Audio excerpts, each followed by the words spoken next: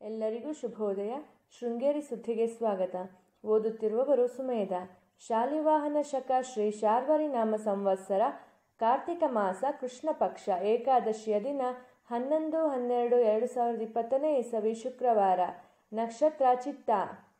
ಮುಖ್ಯಾಂಶಗಳು: ಸಂಸತ್ ಭವನಕ್ಕೆ ಶಿಲಾನ್ಯಾಸದಲ್ಲಿ ಶೃಂಗೇರಿ ಮಠದ ಪುರೋಹಿತರಿಂದ ಧಾರ್ಮಿಕ ಕಾರ್ಯಕ್ರಮ.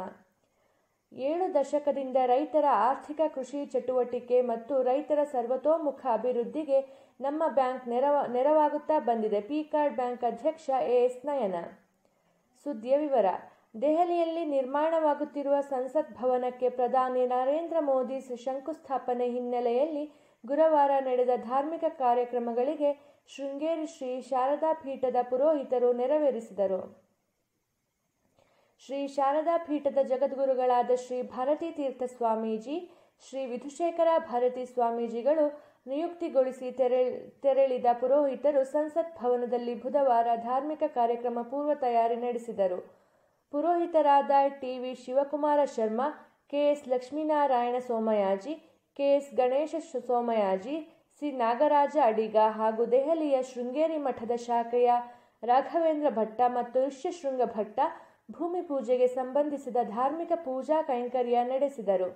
ಬೆಳಗ್ಗೆ ಶಿಲಾನ್ಯಾಸದ ಅಂಗವಾಗಿ ಗುರು ಪ್ರಾರ್ಥನೆ, ಗಣಪತಿ ಪೂಜೆ, ಪುಣ್ಯವಾಚನ, ಆದಿಶೇಷ ಪೂಜೆ, ಅನಂತ ಪೂಜೆ, ವರಾಹ ಪೂಜೆ ಮತ್ತು ಭುವನೇಶ್ವರಿ ಪೂಜೆ ನಡೆಸಿದರು.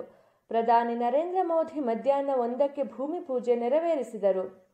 ಶಿಲಾನ್ಯಾಸ ಮಾಡುವುದಕ್ಕಾಗಿ ಶ್ರೀ ಶಾರದಾ ಪೀಠದಲ್ಲಿ ತಯಾರಿಸಿದ ಶಂಕು ಮತ್ತು ನವರತ್ನವನ್ನು ದೆಹಲಿಗೆ ಕೊಂಡೊಯ್ಯಲಾಗುತ್ತಿತ್ತು. ಶಂಕು ಎಂದರೆ ಮರದಿಂದ ಮಾಡಿರುವ ವಿಶೇಷ ಆಕೃತಿಯಾಗಿದ್ದು 8 ದಿಕ್ಕುಗಳಲ್ಲಿ 8 ಪಟ್ಟಿಗಳನ್ನು ಮಾಡಿ ತಯಾರಿಸಲಾಗಿದೆ. ಶಂಕುವಿಗೆ ಪೂಜೆ ನೆರವೇರಿಸಿ ಸ್ಥಾಪಿಸಲಾಗುತ್ತದೆ. ಇದೇ ಸಂದರ್ಭದಲ್ಲಿ ನವರತ್ನಗಳಿಗೂ ಪೂಜೆ ಸಲ್ಲಿಸಿ ಶಿಲಾನ್ಯಾಸ ಜಾಗದಲ್ಲಿ ಹಾಕಲಾಗುತ್ತದೆ. ಬೆಳ್ಳಿಯ ಇಟ್ಟಿಗೆಯನ್ನು ಪ್ರಧಾನಿಯವರು ಶಿಲಾನ್ಯಾಸ ಜಾಗದಲ್ಲಿ ಇರಿಸಿದರು. 7 ದಶಕದಿಂದ ರೈತರ ಆರ್ಥಿಕ ಕೃಷಿ ಚಟುವಟಿಕೆ ಮತ್ತು ರೈತರ ಸರ್ವತೋಮುಖ ಅಭಿವೃದ್ಧಿಗೆ ನಮ್ಮ ಬ್ಯಾಂಕ್ ನೆರವಾಗುತ್ತಾ ಬಂದಿದೆ.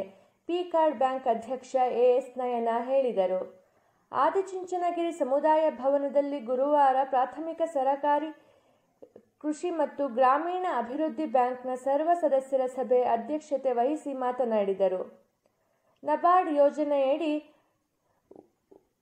1,01,00,000 ಹಾಗೂ ಸ್ವಂತ ಬಂಡವಾಳದಿಂದ 28 ಲಕ್ಷ ಸಾಲ ವಿತರಣೆ ಮಾಡಲಾಗಿದೆ.